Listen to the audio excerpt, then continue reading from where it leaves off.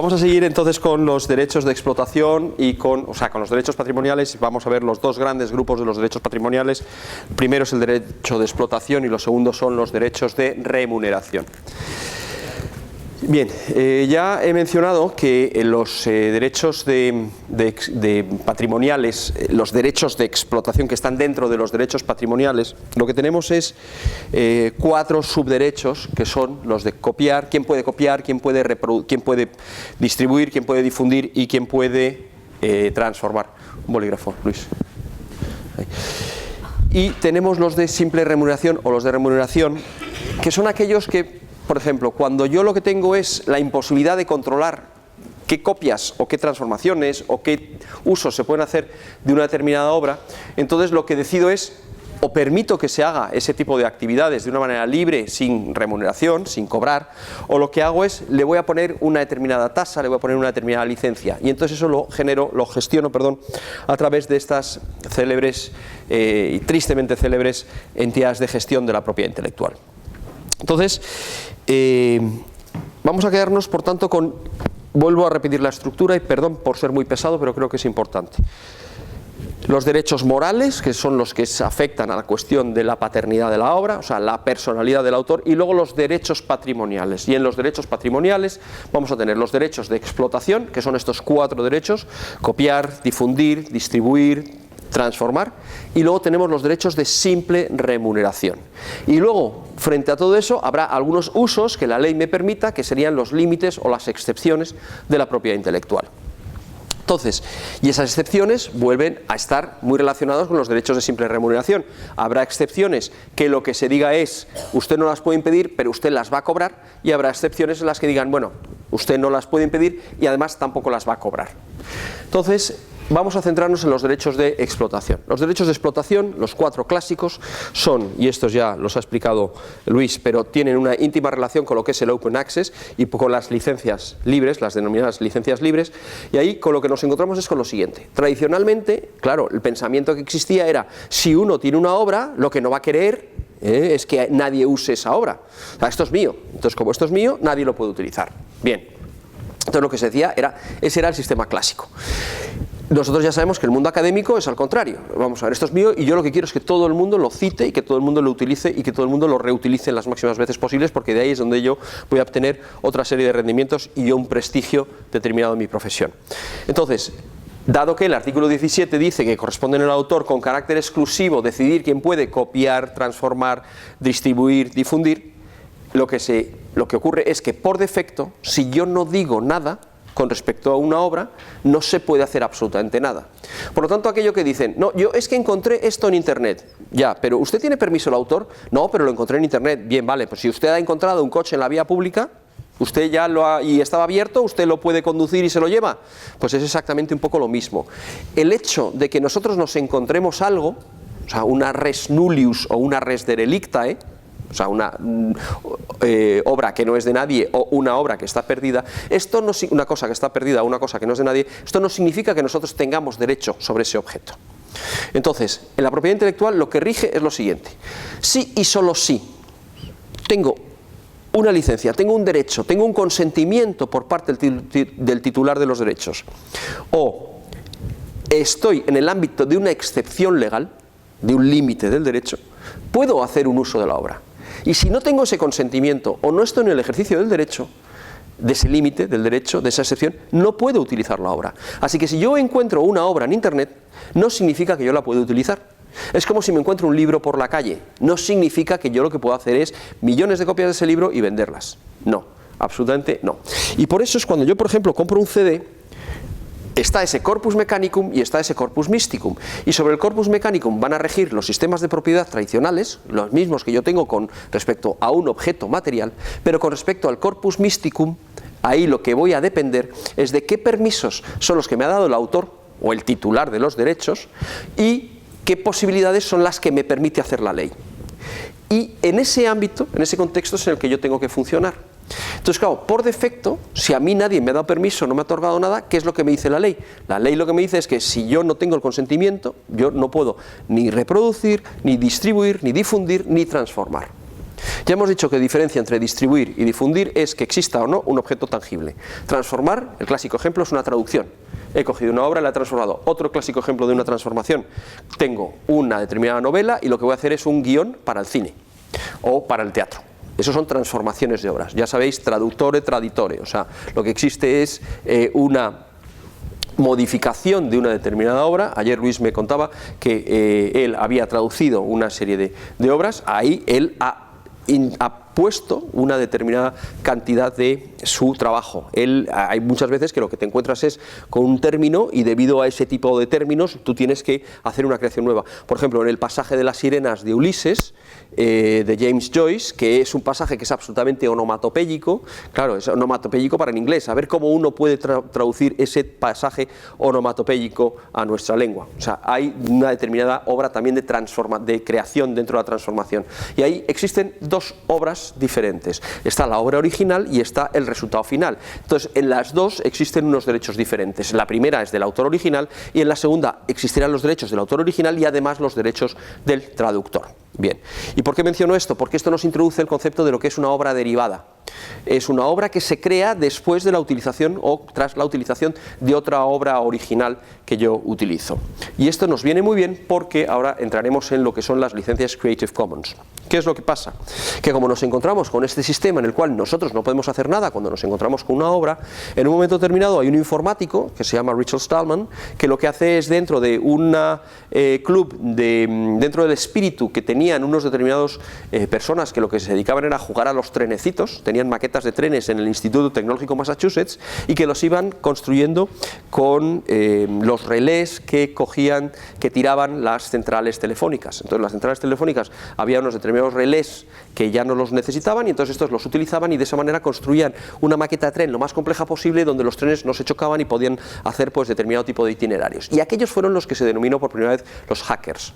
Estos hackers, la palabra es muy diferente del término que utilizamos actualmente. Nosotros actualmente hacker entendemos por un delincuente, alguien que entra en ordenadores ajenos. El término prístino, el término original de hacker era precisamente una persona que lo que hace es crea una solución inteligente o una solución brillante a una pregunta inteligente. O sea, ¿cómo podemos hacer que estos trenes no se choquen? Iban resolviendo problemas. El hacker, por tanto, en un principio era creativo y el cracker era el que era destructivo, era el que es el delincuente.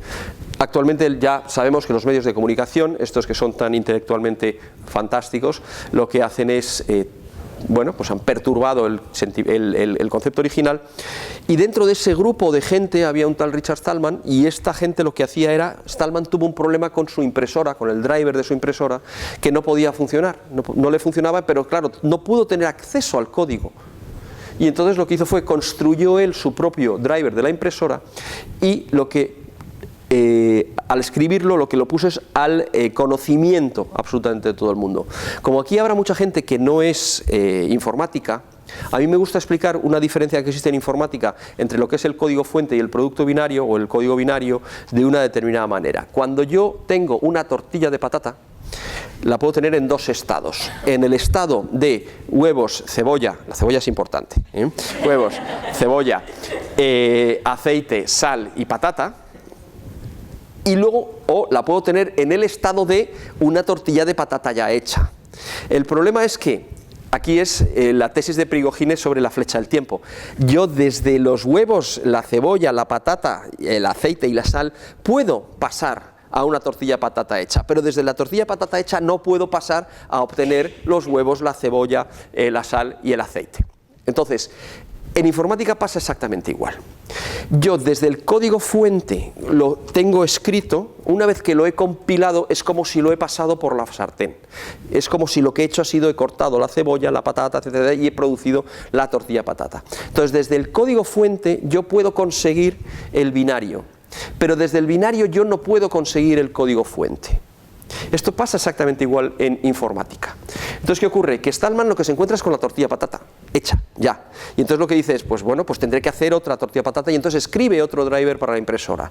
Y en lugar de dar el producto final acabado a todo el mundo, lo que dice es, te doy el código fuente. O sea, te doy los objetos que yo tengo que utilizar, te doy la receta. Y luego tú ya compilarás, o sea, freirás o meterás en el microondas, etcétera, etcétera, la tortilla de patata, pero eso ya es tu historia, eso ya es tu problema. Yo lo que te voy a dar es este código fuente, y sobre este código fuente te voy a poner una serie de condiciones. Yo te lo regalo. Y lo que te voy a decir es que, frente a todos estos supuestos de propiedad intelectual, que lo que nos dirían es que tú no puedes hacer absolutamente nada, lo que yo te voy a hacer es, te voy a decir, tú puedes hacer lo que quieras con ello. Lo puedes transformar, lo puedes estudiar, lo puedes ejecutar, lo puedes mejorar para tu uso, pero si tú lo transformas y quieres distribuir las transformaciones, o sea, has hecho una obra derivada sobre la obra original, o sea, has traducido, has incorporado cosas nuevas, entonces, si tú las transformas y lo distribuyes, lo que tienes que hacer es, uno, poner también en línea o distribuir, permitir que se acceda al código fuente para que la gente pueda seguir trabajando sobre ese código fuente, y segundo, tú no puedes poner más limitación a tu licencia que la que yo te he regalado. Tú no puedes cerrar ese código. Tú tienes que permitir que los demás también puedan hacer transformaciones sucesivas de la obra, que puedan seguir mejorando la obra o que se puedan seguir transformándola. Y eso es lo que se denomina el movimiento copyleft.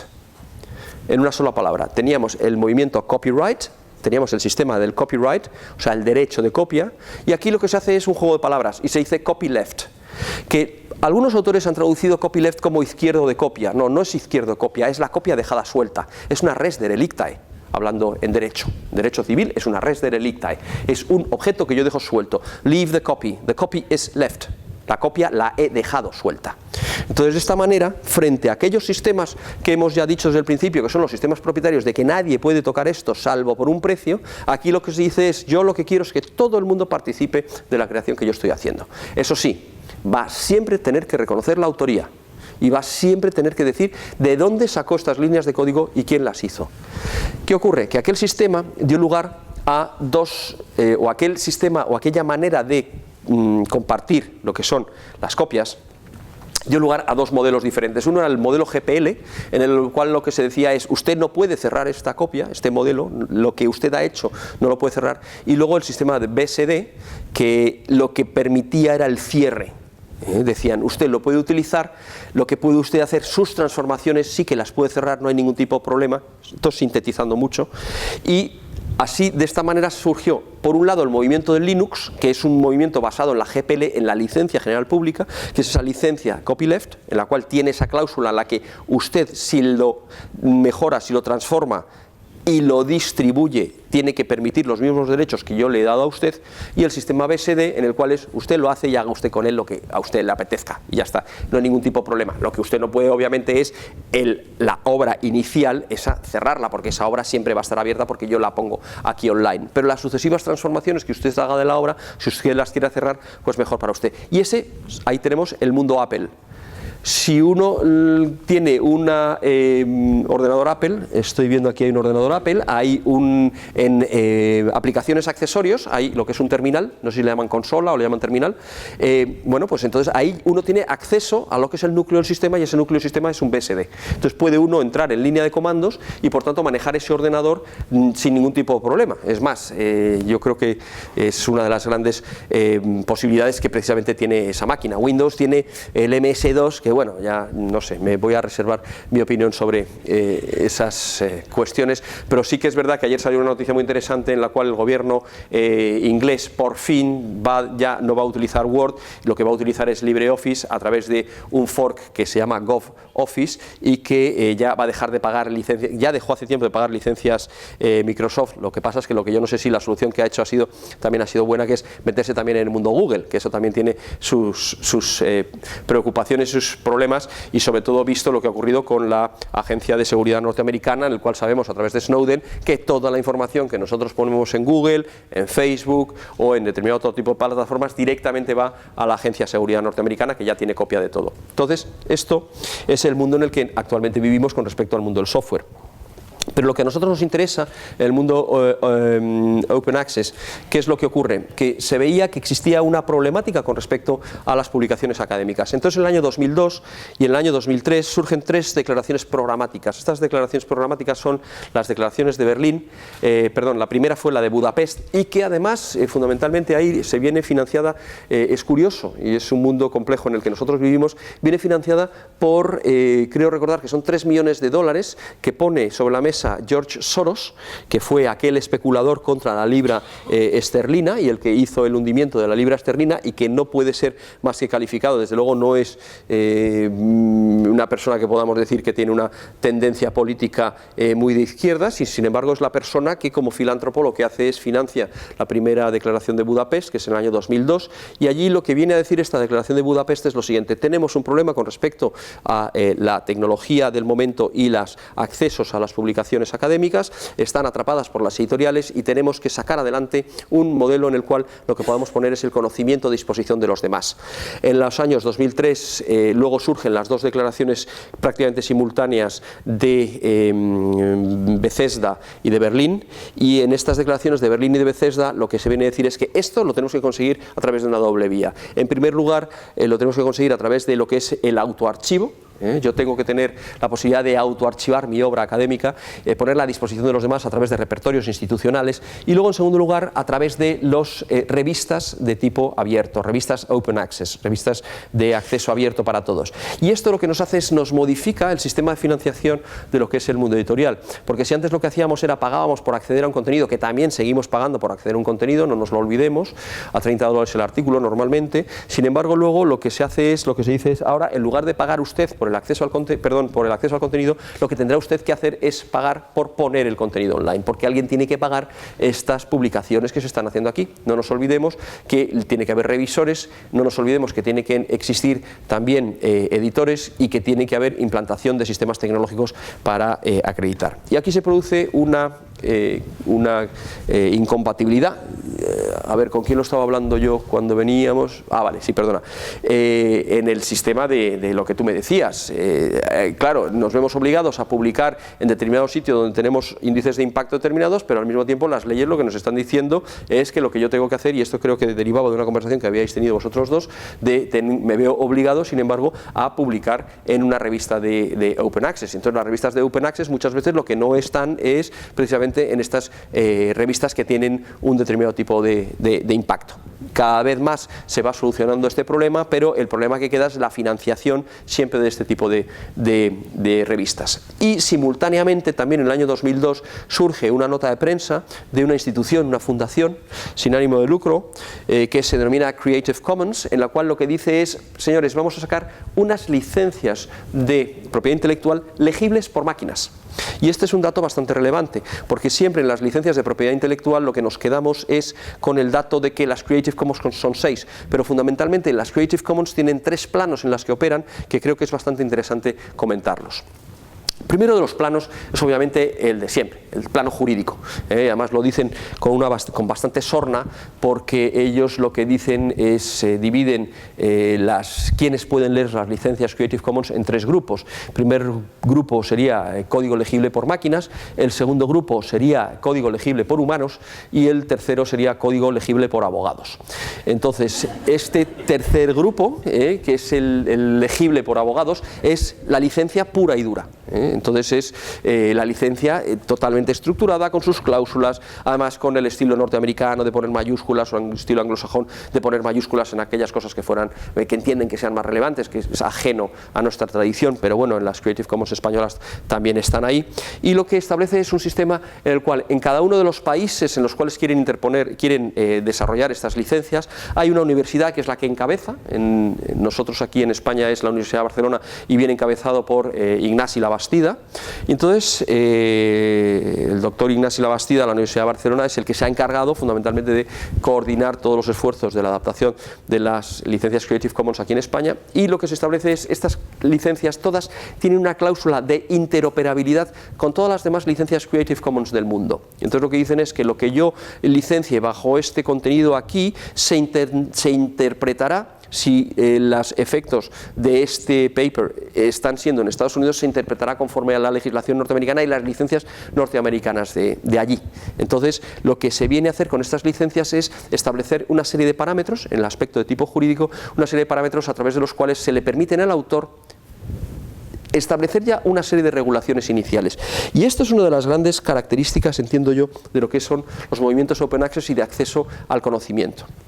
Vamos a ver, cuando nosotros nos encontramos con una información pura y dura, hay tres factores limitantes de la transmisión de esa información. El primero de ellos es un factor económico, el segundo de ellos, y no los digo por orden de importancia, sino como me acuerdo de ellos, el segundo es un factor jurídico y el tercer factor es el tecnológico. Por ejemplo, el tecnológico opera a nivel de interoperabilidad.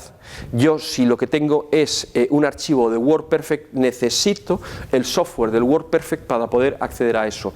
Es más, existe ya unos mundos ya invisibles o unos mundos ya ciegos digitalmente hablando, que son los que se han producido por la imposibilidad de acceder a información que se ha hecho en formatos antiguos. Esto ha ocurrido, creo que en el caso de un Apolo, no me acuerdo cuál era de ellos, que no se podía acceder a esas cintas, pero todos nosotros, a lo mejor si ya tenemos una cierta edad, podemos encontrar en nuestros ordenadores viejos algún, en primer lugar, la interoperabilidad de tipo técnico, ya aquellos disquetes grandes que existían así, ya nuestros ordenadores no los tienen, los nuevos ordenadores ya no tienen ni siquiera para CD, tenemos que utilizar el USB. Entonces hay una cuestión de tipo mecánico, pero luego en segundo lugar también hay una cuestión de tipo de software. El WordPerfect, yo cuando empecé a trabajar grababa las cosas en WordPerfect y en aquellos disquetes como muy grandes. Obviamente ya el WordPerfect ya puedes buscarte la vida, pero esto, que es algo que no solamente existe dentro del mundo del software propietario, también lo hemos sufrido en el software libre. Por ejemplo, cuando nosotros hemos pasado de la versión de OpenOffice,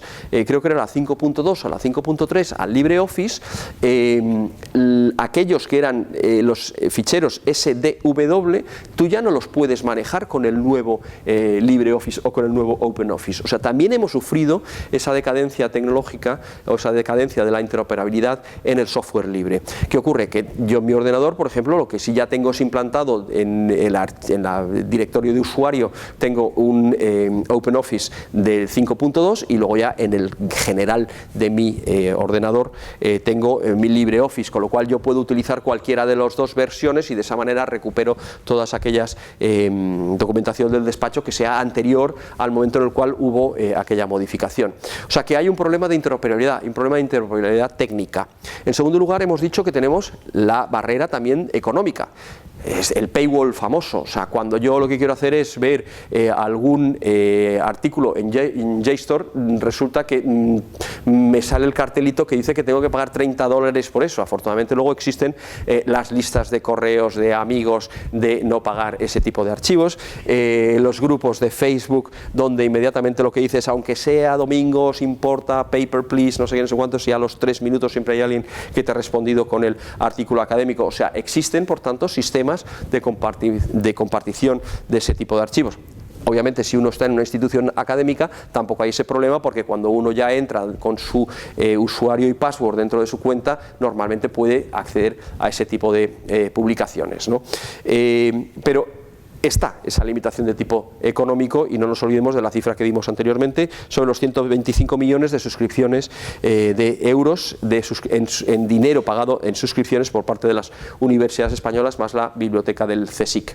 Y luego las limitaciones de tipo jurídico. Y las limitaciones de tipo jurídico fundamentalmente es este artículo 17 de la Ley de Propiedad Intelectual, sobre el que pivotan los derechos de explotación. En estos derechos de explotación, ¿qué es lo que ocurre? Que como no los tienes, no puedes hacer nada. Y las licencias GPL o las licencias BSD que valen para informática se adaptan al sistema de las creaciones literarias, artísticas o técnicas mediante estas licencias Creative Commons, que en su parte jurídica lo que establecen son una serie de parámetros que el autor puede tomar su decisión para ver cómo quiere que su obra, qué permisos quiere conceder al público en general. Y estos parámetros son 4. El primero de ellos es obligatorio, y el parámetro de obligatorio es el de la atribución. Yo he escrito un artículo y usted tiene que citarme que yo soy el autor de ese artículo. Usted no puede fingir que usted es el autor de ese artículo. O sea, no puede plagiar. Y si usted me utiliza, usted me tiene que citar. Tiene que decir que soy yo. Segundo lugar, segundo parámetro que se utiliza es el de obras derivadas o no obras derivadas. Yo hay veces que en un determinado artículo no quiero que alguien haga una obra derivada del artículo. ¿Por qué? Pues por temas de tipo a lo mejor político. Acabo de escribir un discurso de tipo político y no quiero que nadie me lo modifique. O quizás criterios de tipo artístico. Estoy tan orgulloso de mi obra que no quiero que usted pueda hacer una obra derivada. Entonces usted lo puede usar, usted la puede reproducir, usted la puede comercializar, usted puede hacer con ella lo que usted quiera, pero usted no la puede transformar. No toque usted mi obra porque estoy muy orgulloso de ella o porque no me apetece que usted la pueda tocar o porque creo que la integridad de la obra lo merece. El tercero de los parámetros es lo que se denomina el no comercial. Mire usted puede transformar mi obra, usted la puede compartir, usted la puede usar, usted puede hacer lo que quiera con ella, pero salvo que usted haga dinero. Y aquí quizás el mejor ejemplo que tenemos es, hay un documental que yo siempre aconsejo que se vea, que está online, y es el único documental que se puede descargar de la web de Radio Televisión Española. Se llama Copiad Malditos. Copiad Malditos está hecho por un realizador que se llama Stefan Grueso, y el propio documental es autorreflexivo sobre los problemas de la propiedad intelectual. Entonces el propio documental empieza, Stefan, diciendo: voy a hacer un documental que lo estoy coproduciendo con Televisión Española y quiero mirar a ver si lo puedo colgar de la página web de Televisión Española. Y entonces demuestra los laberintos de permisos que tiene que ir consiguiendo para que al final efectivamente consigue que el documental esté en la web de Radio Televisión Española. Y entonces ya podemos ver aquel documental y entonces nos cuenta cosas sobre propiedad intelectual a través del laberinto que él va pasando por ahí. Es un documental que creo que es muy pedagógico, que nos puede explicar muy bien la problemática de propiedad intelectual, y entonces él le puso una licencia share alike, ahora veremos cuál es share alike, le puso una licencia share alike no comercial y dijo: si usted quiere hacer dinero con esto, primero llámeme a mí y ya veremos a ver qué condiciones le ponemos. Pero para no hacer dinero, haga usted lo que quiera con este documental. Y el documental, que dura, creo recordar que es 57 minutos, 58 minutos, 50 minutos, que es lo típico para la longitud de un documental en televisión. Sin embargo, me contaba que había de instituto que lo había puesto en 40 minutos, y entonces claro, le decía: ¿y por qué lo has quitado? O en 30 minutos, dice: ¿por qué le has quitado media hora? Dice: muy sencillo, porque así me da tiempo para ponerlo en clase y tener un periodo de tiempo para debates, ¿no? Para charlar, para preguntas con los alumnos sobre este tema. Pero también, como permite las modificaciones, resulta que le habían regalado los subtítulos, o sea, permitía hacer obras derivadas, le habían regalado los subtítulos en francés, y entonces la gente alrededor de ese documental iba haciendo una comunidad para ir creando más obras. Entonces yo aconsejo a todo el mundo es eso: Copiad Malditos, RTVE, y desde ahí uno se lo puede o ver online o descargar directamente en su ordenador. Y eso obviamente también tiene una legitimación determinada, que es la siguiente: todo aquello que nosotros paguemos con dinero público, y esto lo dice la Unión Europea, se tiene que ser devuelto a precisamente la sociedad que lo está pagando. Entonces hay 87.000 millones de euros anuales, que dice la Unión Europea, que se están destinando a investigación y desarrollo. Hay una nota de prensa de hace 2 años de la Unión Europea en la que dice que lo que no puede ser es que esos 87.000 millones de euros que a escala europea se están gastando en investigación y desarrollo, al final queden atrapados por el mundo editorial, que es el que luego maneja cuáles son las utilidades que puedan tener esos 87.000 millones de euros. Entre otras cosas porque ese dinero lo hemos pagado nosotros de nuestro bolsillo. Y si nosotros no pagamos de nuestro bolsillo, tendremos derecho también a los retornos de eso que nosotros hemos hecho. Entonces esta es un poco la legitimación de Stefan Grueso en el documental Copiad Malditos. Y él lo que dice es: yo lo que estoy desempeñado en que si a mí me están pagando una coproducción que se está haciendo con dinero público, que esto luego posteriormente lo que pueda existir es una determinada posibilidad por parte de todo el mundo, no solamente de visionarlo y de descargarlo, sino de él además ha puesto online, en línea, todas las piezas, todas las entrevistas íntegras, de las cuales luego él ha hecho las selecciones para que cualquiera pueda, con toda esa documentación que él ha puesto en línea y que es las grabaciones que él ha hecho, cualquiera pueda hacer otro documental Copiad Malditos, incluso de signo contrario al que él tiene. Entonces, esa condición que hay es la de no comercial. Si usted quiere hacer dinero con esto, ya lo hago yo. Me llama usted y ya lo hacemos conjuntamente. Y luego tenemos la última de los parámetros que se utilizan en las Creative Commons. Y la última de los parámetros es el de share alike. Y la cláusula share alike no es ni más ni menos que la cláusula copyleft precisamente de la cláusula GPL. Lo que dice es, si usted lo que quiere hacer es transformar estas obras y hacer obras derivadas, usted lo puede hacer perfectamente, pero la obra que usted haga, a su vez, posteriormente, no le puede también poner un cierre, sino que la tiene usted que licenciar con la misma licencia que le estoy dando yo. Y de esa manera lo que yo permito es la circulación de la obra, las obras transformadas de la obra, y que estas obras luego posteriormente puedan seguir hacia adelante y puedan seguir generando obras. Y esa cláusula share alike es la que luego permite muchas veces que la nueva obra que se ha hecho a su vez pueda seguir subsistiendo a través de la existencia de nuevas obras derivadas. Entonces, la combinación de esos 4 parámetros, by, o sea, la atribución, el no comercial, el no obra derivadas y el share alike, o sea, compartir igual, es la que nos da las 6 licencias Creative Commons. ¿Cómo? De una manera muy sencilla. Ya tenemos 4. La primera es by a secas, la segunda es, hemos dicho que by, que es la atribución, siempre es obligatoria. Entonces, la atribución más ya es una, la atribución más no comercial, la atribución más no obras derivadas y la atribución más compartir igual. Ahí ya tendríamos 4 obras. Las otras 2 licencias, 4 licencias, las otras 2 licencias las obtenemos de compartir la cláusula no comercial con las otras 2 cláusulas, no derivadas y compartir igual. Tendríamos la Creative Commons no obra derivada, compartir igual, perdón, no obra derivada y no comercial, y tendríamos la cláusula Creative Commons que tendría compartir igual y no comercial, porque compartir igual y no obra derivada son 2 cláusulas incompatibles entre sí. Si yo lo que permito es hacer obras derivadas que luego tengan que tener la misma licencia, no le puedo poner share alike, o sea, compartir igual y no obra derivada, precisamente porque share alike significa que yo hago que la obra derivada lo que haga es tenga la misma licencia que la que tengo ahora. Entonces, de esa manera tengo ya las 6 licencias Creative Commons, con esos parámetros. Con 4 parámetros obtengo las 6 licencias. Las repito. Simplemente la de atribución, en segundo lugar la de no uso comercial, en tercer lugar la de no obras derivadas, en cuarto lugar la de compartir igual, y luego las derivaciones, las combinaciones entre compartir igual, las de no comercial, y luego la de no derivada y no comercial. Y esas son las 6 licencias. Y esa es la base jurídica de las Creative Commons. Y sobre estas se ponen los otros 2 planos. Segundo plano es el plano para humanos. Entonces ahí tenemos los logotipos. Entonces son unos logotipos que lo que yo hago es fácilmente, de una manera identificable, mediante una serie de logotipos muy estandarizados, lo que yo puedo ver es, sin necesidad de conocerme todo el código subyacente, qué es lo que yo puedo hacer con una obra. Entonces, de esa manera, en un logotipo me voy a encontrar, por ejemplo, un signo del dólar tachado. Eso significa que es no comercial. O me voy a encontrar otros logotipos que yo lo puedo más o menos directamente o de una manera fácil identificar. Y luego tenemos el tercer plano. Y ese tercer plano es el del código legible por máquinas. Cuando yo entro en la página de Creative Commons para poder copiar uno de los logotipos, que luego yo lo voy a poner en mi página web, por ejemplo, por debajo de ese logotipo lo que existe es un código que pertenece a la web semántica. Entonces, ¿qué ocurre? Que cuando yo lo copio y lo pego en mi página web, y en mi página web tengo el logotipo de la Creative Commons, cuando viene Google y rastrea, está copiando también ese código. Y entonces Google, yo a todo el mundo le aconsejo que se vaya a búsquedas avanzadas, y ahí, y lo más fácil es en una imagen, búsquedas avanzadas, y que ponga buscar por tipo de licencia. Y entonces de repente uno ve, dice, imágenes que puedo utilizar comercialmente, imágenes que no puedo utilizar comercialmente, etcétera, etcétera. Y de esa manera lo que se generan son las posibilidades de hacer buscadores que lo que hagan es detecten determinado tipo de posibilidades que yo puedo hacer con respecto a una obra.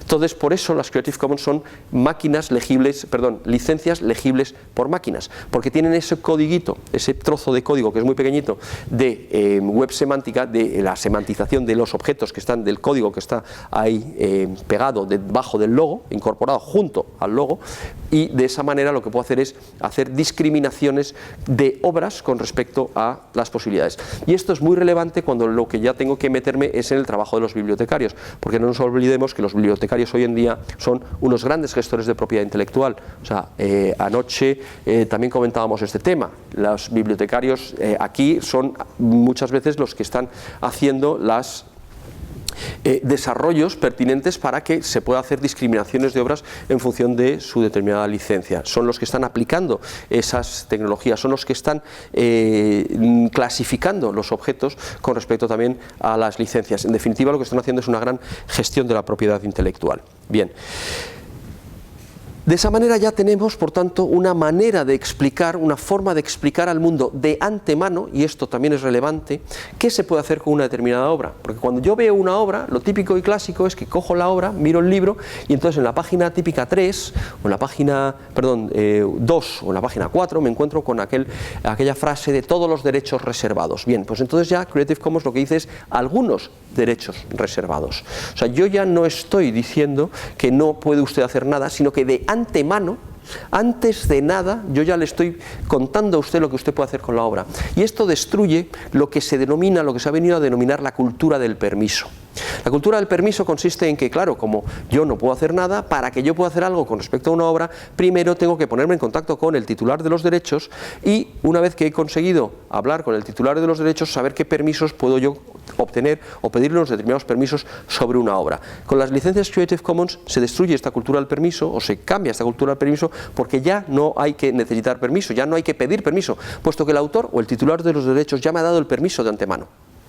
Y ya no tengo que molestar a nadie. Yo ya sé lo que puedo hacer con esa obra porque de un vistazo veo el logotipo y sé qué derechos son los que puedo hacer. Vale, esto no puedo yo publicar una obra con esto y venderla. O vale, sí que puedo hacer, o sea, de esa manera yo ya tengo el permiso concedido de antemano. Conozco qué permisos son los que tengo y no tengo que estar haciendo una gestión de la propiedad intelectual. Por lo tanto, los movimientos de software libre o los movimientos de Creative Commons o de obras libres lo que buscan es precisamente la desgestión de la propiedad intelectual.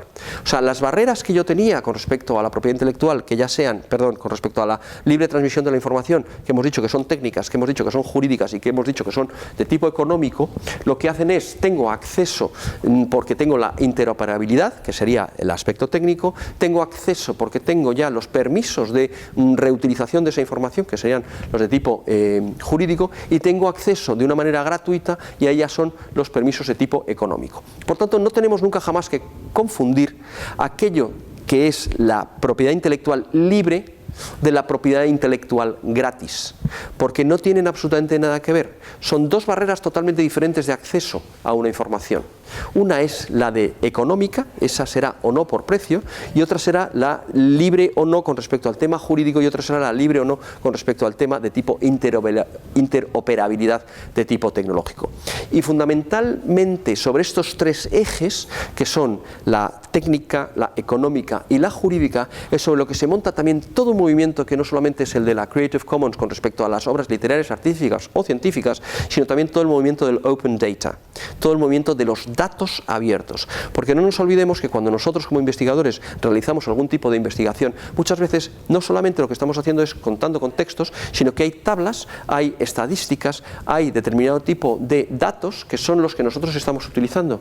Y esos datos, si bien no son sometidos a propiedad intelectual, porque a lo mejor son simplemente datos de tipo fáctico, por ejemplo, cuáles las diferentes temperaturas que han existido en la laguna en los últimos 50 años, entonces esos son datos de tipo fáctico y por tanto no están sometidos a propiedad intelectual. Sin embargo, también lo que podríamos tenerlos es dentro de una base de datos en la cual lo que tiene es una determinada estructura y por tanto ahí sí que existiría lo que se denomina el derecho sui generis de la base de datos, o ya los tenemos dentro de una determinada transformación que ha hecho alguien, donde sí que nosotros lo que podríamos tener es algún tipo de derechos con respecto a esos datos, o estarían sometidos a lo que se denomina, dado que serían datos de tipo público, estarían sometidos a la regulación sobre la reutilización de la información del sector público, que va por otros parámetros y que también puede introducir determinado tipo de limitaciones a lo que es la libre transmisión del conocimiento. Entonces, de esa manera surgen movimientos tales como los del Open Data, que lo que también es adjuntan determinado tipo de licencias a esos datos, y lo que se produce es que usted, por favor, utilice toda esta información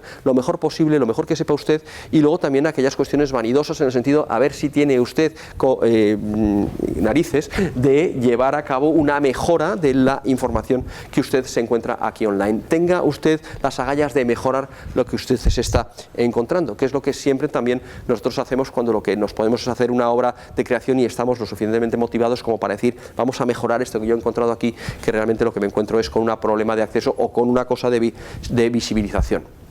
Entonces ahí es donde surgen, derivado de y vinculado a estos movimientos del Open Access surgen movimientos tales como los del Open Data y, por supuesto, surgen movimientos tales también como los del Open Science.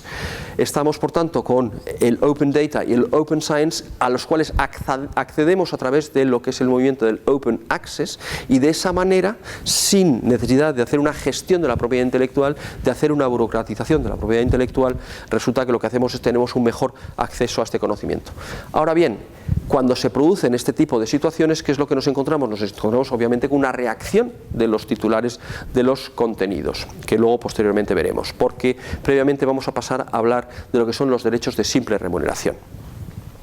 Bien, derechos por tanto patrimoniales, ya hemos visto los derechos de explotación, y los derechos de explotación ya hemos visto los 4 derechos: copiar, distribuir, difundir y transformar. Y dentro de estos hemos visto que la regla general es que usted no puede hacer nada si usted no tiene ningún permiso, o dado que ese es el sistema general, vamos a prever esto de antemano y vamos a ya dar de antemano a los demás que puedan hacer con la información que yo hago o con las obras que yo hago lo que ellos consideren oportuno en función de estos parámetros que yo lo pongo de las licencias Creative Commons.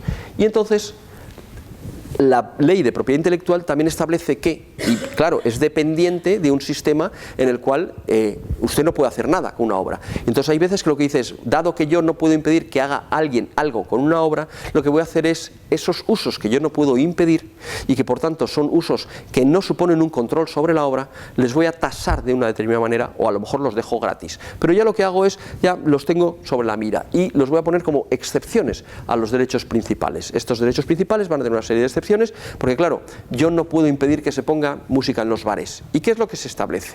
Lo que se establece es un sistema de gestión de propiedad intelectual en la cual se inventan una serie de organismos que son los que van a encargarse de una doble función. Y que no es una función mala, porque es una función que además se fundamenta o la vemos en actividades de tipo cotidiano. Y es, yo voy a tomar los permisos de todos los autores, por ejemplo, de la música, o de todos los productores de la música, o de todos los intérpretes de la música, y entonces cuando hay un bar que lo que quiere hacer es poner música en el local, claro, tendría que ir, en teoría, con respecto a los derechos de explotación, pidiendo permiso a los titulares de las canciones. Entonces lo que dice es que yo quiero poner 5.000 canciones en mi bar, porque a lo largo de un año pongo 5.000 canciones distintas. Entonces lo que no puedo hacer es ir preguntando a cada uno de los titulares de los derechos, oye, ¿me permites poner esta canción en mi bar tantas veces? Pero es que al mismo tiempo también los autores, lo que no pueden hacer, los titulares de derechos, lo que no pueden hacer es yéndose a todos y cada uno de los bares para ver si han puesto o no su música. Y entonces lo que dicen es lo siguiente: vamos a poner una especie de embudo. Entonces metemos aquí una organización en medio que lo que hace es contrata con los titulares de los derechos o se encarga de los derechos de estos autores, de estos titulares, y lo que hace es da licencias a los establecimientos, a los usuarios del repertorio. Entonces tenemos un repertorio y esta entidad de gestión sirve de intermediaria entre ambos mundos. Da licencias, las cobra y al mismo tiempo lo que hace es retribuye a los autores. Cuestión diferente es que lo que estemos es en manos de verdaderas mafias delictivas que lo que hagan es se puedan quedar con los derechos de los autores o la repartan como ellos quieran. Eso es cuestión totalmente diferente, pero el diseño, en teoría, es un diseño perfecto. Pongo a alguien que lo que hace es gestiona los derechos de los titulares y al mismo tiempo genera o da licencias. En definitiva, es una gestión colectiva. Gestión colectiva ha existido siempre y no hay ningún tipo de problema y muchas veces no pasa nada. Por ejemplo, las comunidades de propietarios. En todo edificio hay una comunidad de propietarios y hay un determinado de ramas todos los meses que se pagan para unas determinadas obras. Te puedes llevar la sorpresa, como una vez ocurrió en un tema de oficio que llevé, donde mi cliente lo que había hecho era un buen día, le dicen a su mujer, oye, ¿qué ha pasado con los ascensores? Que es que no funcionan. Y dice, pues no sé. Y resulta que se habían enterado, por tanto, de esa manera, que su marido era ludópata y que se había pulido el dinero de la comunidad de propietarios en el bingo. Entonces, claro, los vecinos se dieron cuenta que los ascensores no tenían la autorización de Hacienda, de industria, porque no habían pasado las inspecciones, y esa fue la manera en la cual se destapó todo el problema. Obviamente a mi cliente le condenaron, o sea, fue el típico caso que no había manera de levantar, pero esto indica que la gestión colectiva es algo que nosotros nos la encontramos día a día. Entonces, cuestión diferente es que los gestores de las GAE puedan ser ludópatas, que yo no creo que sean ludópatas, serán otras cosas, según nos está investigando la Audiencia Nacional. Pero una cuestión son los directivos de estas entidades y otra cuestión, y por tanto que la gestión colectiva lo que no tenga es los controles suficientes ni del Ministerio de Hacienda ni de los auditores, y cuestión diferente que sea una mala solución a lo que es el tema de la licencia sobre los repertorios y el tema de la gestión de las economías de los autores. Hay entidades de gestión que son tremendamente respetables y hay algunas entidades de gestión que son realmente delictivas. El tema, por tanto, es que estos derechos, que son los que se denominan de simple remuneración o derechos de remuneración, se gestionan de esta determinada manera. Y el mejor ejemplo que lo tenemos es el que nosotros hemos oído muchísimo, que fue el canon digital. El canon digital hubo una fortísima oposición en contra, fue una oposición en ciertos aspectos bastante poco pensada. Simplemente era un intento de hacer algo mediático y de aparecer en los medios, y finalmente ese movimiento en contra del canon digital acabó con una sentencia de octubre del año 2010 del Tribunal de Justicia de la Unión Europea, en la cual lo que decía es que el canon que había aquí, el canon digital, o el canon en España, el canon sobre remuneración por copia privada, era un canon ilegal conforme a normativa europea. Y voy a hablar de dos tipos de cánones.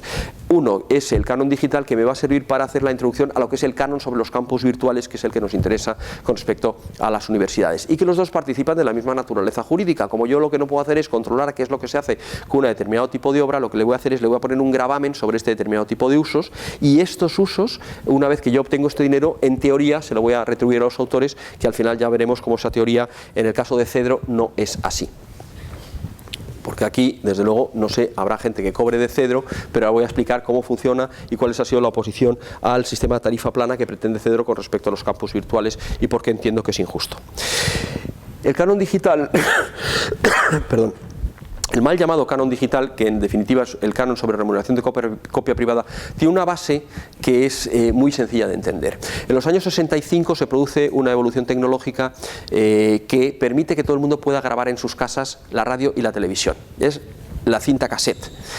Hasta entonces las tecnologías de la información y de la comunicación lo que tienen son dos ramas que confluyen finalmente en una, y esta rama es la que tenemos actualmente, que es la de Internet, que hace las dos cosas al mismo tiempo. Es una tecnología de registro, por tanto es una tecnología de información, y es una tecnología de comunicación, sirve para comunicar. Los padres de los ordenadores, los padres de la ciencia de la computación se echarían las manos a la cabeza si hubieran visto cómo los ordenadores de hoy en día para lo que se sirven es para transmitirse información, para el WhatsApp. O sea, todos tenemos un ordenador en el bolsillo, que es un smartphone, y este smartphone fundamentalmente para lo que sirve es el WhatsApp. Fue fantástico porque antes de ayer salgo yo del metro de Madrid y una que estaba en la puerta hablando con otra dice: es que tengo el WhatsApp saturado. O sea, los sistemas, por tanto, de información y de transmisión de información a las que hemos llegado son ya de un nivel de saturación tal, y este, por tanto, es un sistema brutal de comunicación en el que estamos ya metidos. Hay otro ejemplo de saturación de comunicación que me parece fascinante, y es el de un profesor de ciencias de la computación, que en su página web dice: tuve durante 15 años correo electrónico y ya tuve suficiente. Dice: ya no quiero más correo electrónico, y si usted lo que quiere es ponerse en contacto conmigo, envíeme por favor un fax. Pero que este fax, o una carta normal, dice, pero este fax, por favor, que sea sobre mis libros y sea, por tanto, sobre mi investigación. Porque si no es sobre mis libros, yo antes lo tiraba a la papelera, ahora lo uso como papel sucio por la parte de atrás. Entonces, este sistema que nosotros tenemos actualmente de comunicación es un sistema que se ha unido al sistema de registro de la memoria, de registro de la información. Internet funciona copiando. No es que yo envíe un correo electrónico, sino que mi ordenador copia un trozo de disco duro de otro ordenador, y de esa manera yo leo en mi ordenador lo que parece que ha recibido de otro ordenador, pero no lo ha recibido, sino que lo ha copiado. Entonces, la información actualmente en el mecanismo, en el sistema digital, la tecnología digital funciona por copia. La transmisión es copia, la copia es transmisión de la información. Entonces, ¿qué ocurre? Que convergen en esta tecnología los dos sistemas. El sistema de que teníamos antes de enviar una información, por ejemplo la televisión, y tenemos el sistema de la grabación de la información, por ejemplo el vídeo. Antes teníamos dos tecnologías diferentes y ahora todas estas tecnologías las tenemos en una, que es la tecnología digital. Bien, pues en el año 65 teníamos esas dos tecnologías separadas. Entonces de repente ya teníamos la radio, teníamos la televisión y dijeron, vamos a establecer tecnologías de registro. Y estas tecnologías del registro lo que hacían era grababan la televisión o grababan la radio. Y dijeron, vaya, ya no vendemos tantas cintas como antes, o ya no vendemos, perdón, tantos discos como antes. ¿Por qué? Porque, fijaos, tienen el autor la exclusiva a decidir quién puede copiar, y de repente estaba todo el mundo en sus casas copiando con musicassettes. La tecnología del momento lo que hacía era que los autores no pudieran controlar, o los titulares de los derechos no podían controlar qué es lo que se hacía con sus obras. Y entonces la solución imaginativa a la que se llegó, y la primera que fue, es la legislación alemana, 1965, la reforma de la ley de propiedad intelectual suya. Lo que dijeron fue, muy bien, vamos a establecer una cuestión, vamos a ponerle un canon a estas grabaciones. Lo primero y principal, no podemos tener una sociedad que sea infractora todo el día. O sea, vamos a ver, si las normas sociales, la ley es un producto social, lo que dice es que ya todos estamos haciendo este comportamiento, o sea, o nos condenamos todos y vamos a un infierno, o rompemos la baraja. O sea, o jugamos todos o rompemos la baraja. Bien, vamos a romper la baraja.